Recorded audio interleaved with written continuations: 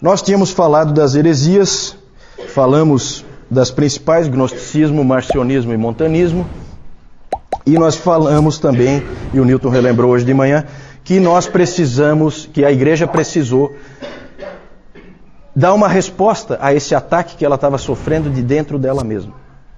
E a gente viu que aquela frase do Irineu que dizia que a autoridade da igreja repousava sobre 3 coisas: o cânon, o credo e os bispos.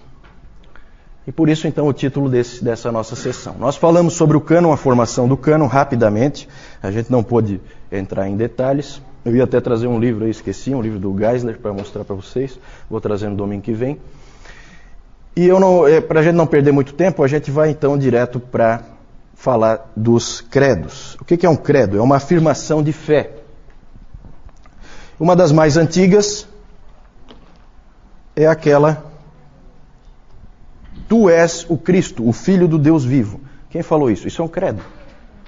Quem falou isso? Pedro, exatamente. Pedro. Tu és o Cristo, o Filho do Deus vivo. Isso é uma afirmação de fé.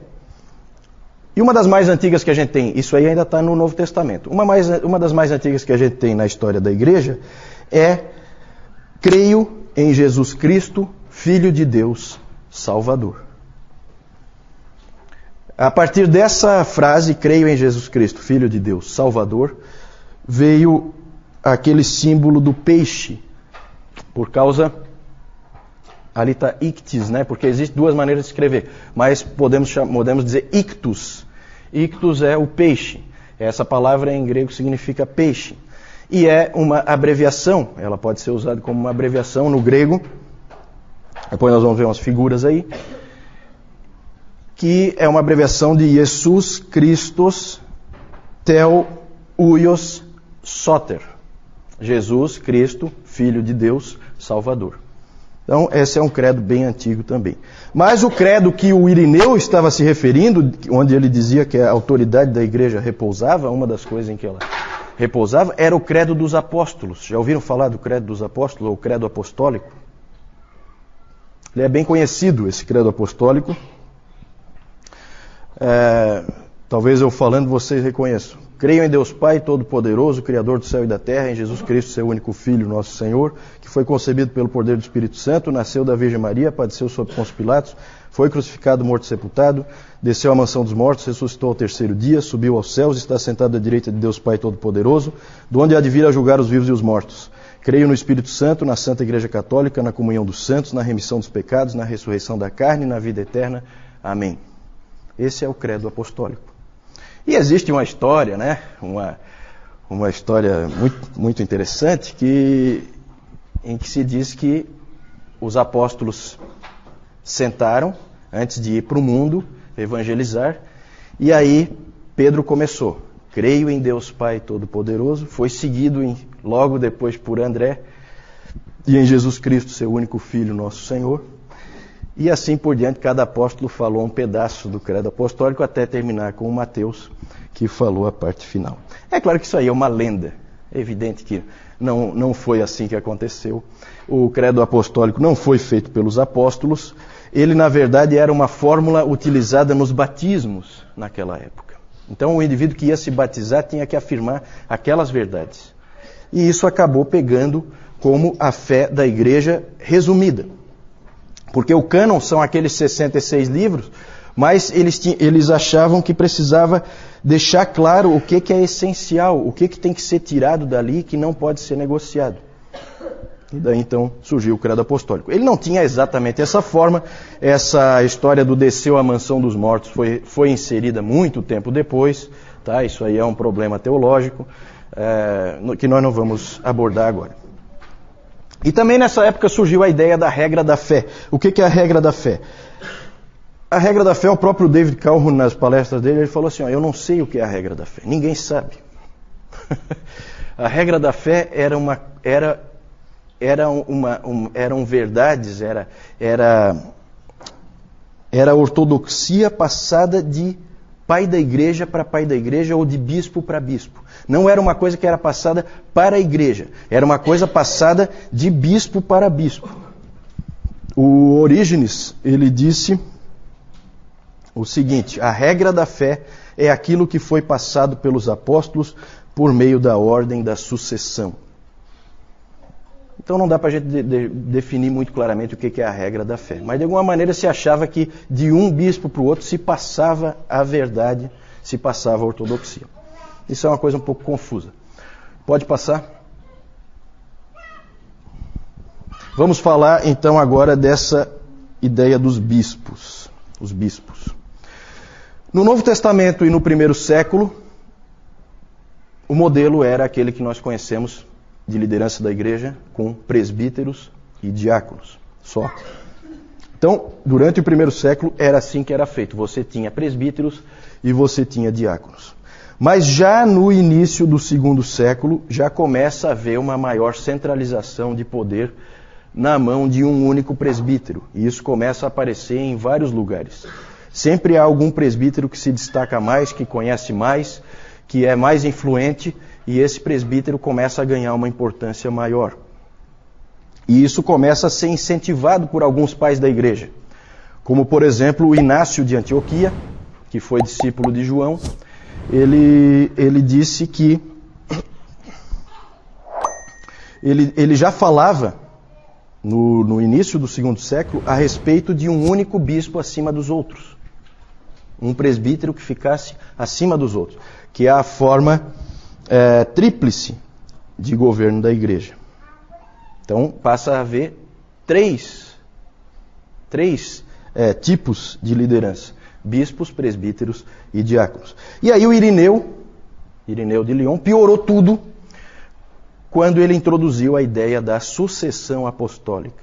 A famosa ideia da sucessão apostólica. Ele... não sei de onde é que ele tirou isso, ele criou a ideia de que o bispo tinha que ser uma pessoa que pudesse provar a sua ligação aos apóstolos. Certo? Então, por exemplo, se o Newton não puder provar a ligação dele com os apóstolos, ele não pode ser um bispo. Ele pode ser um presbítero, mas não pode ser um bispo. Então eles começam a cometer esses erros, isso começa a circular de um para o outro e começa a afetar a igreja. Isso aí deve ter ocorrido por uma série de motivos. A gente tem registros de que Cipriano, por exemplo, ele começou a dar instruções para os outros presbíteros, começou a dizer o que eles deviam fazer. E aí, então tem envolvido aí questões de personalidade, tem questões envolvidas de orgulho, um querendo ser mais do que o outro. E tudo isso aí acabou afetando a igreja, de uma maneira ou de outra, acabou-se tendo a figura dos bispos. Pode passar aí. Então ali eu falei, isso aí eu já falei, o apoio do Inácio de Antioquia e do Irineu de Lyon. Por quê? Porque os bispos passaram a ser uma coisa importante. Por uma questão de eficiência, é muito mais fácil, se a liderança estiver na mão de um só, é muito mais fácil tomar as decisões, é muito mais fácil reagir rápido a alguma coisa que aconteça. Então até o David Calhoun comenta, né, que ele é presbiteriano, então ele fala, no modelo presbiteriano ele crê que é bíblico, mas não necessariamente é o mais eficiente. Às vezes para tomar uma decisão leva uma vida. Então a ideia era de eficiência. Um bispo com o poder na mão dele resolvia rapidamente qualquer problema que acontecesse. E também uma outra ideia por trás da criação e do estabelecimento desses bispos era o fortalecimento da ortodoxia. Eu considero que isso é uma faca de dois gumes. Porque, por um lado, se você tiver um bispo fiel, ótimo, ele vai ser um indivíduo que vai sustentar a ortodoxia. Agora, se ele não for, ele sozinho pode levar toda a igreja para um caminho errado. Pode passar isso.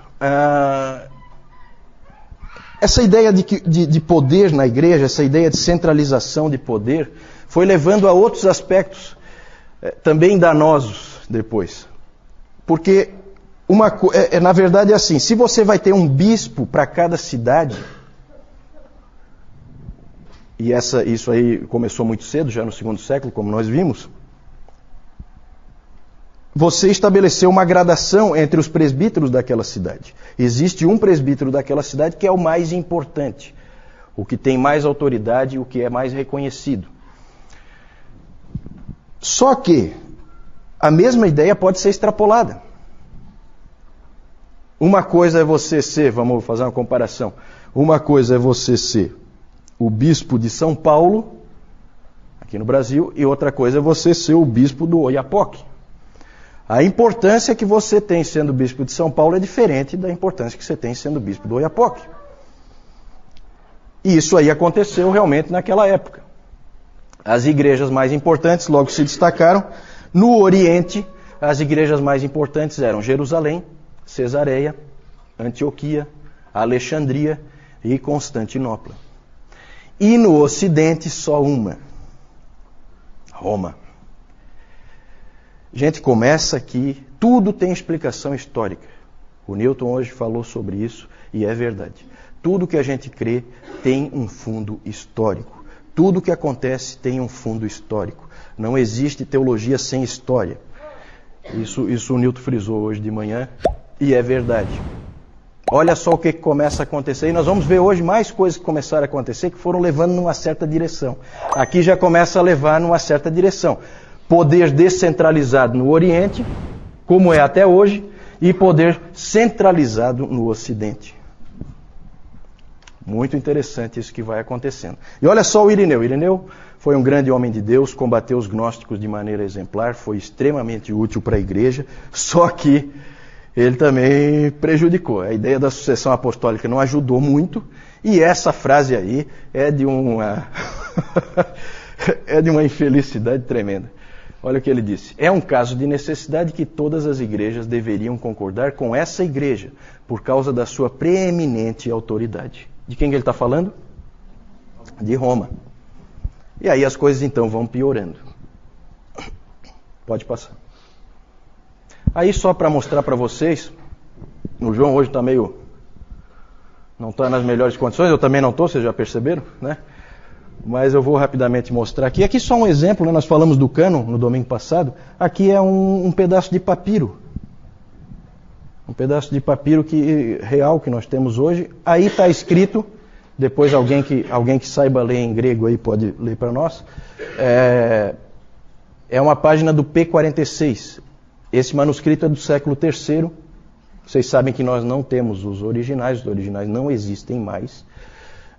Então, isso aí é um pedaço. Aí ali está escrito 1 Coríntios 11, 33 a 12, 9.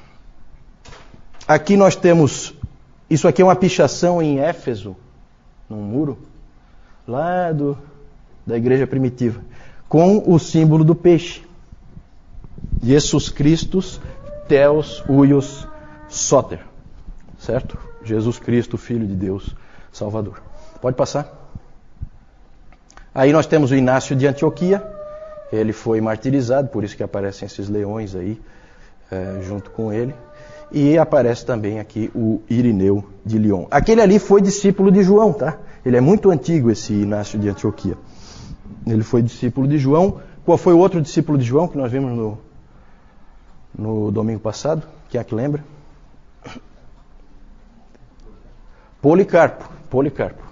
Policarpo que foi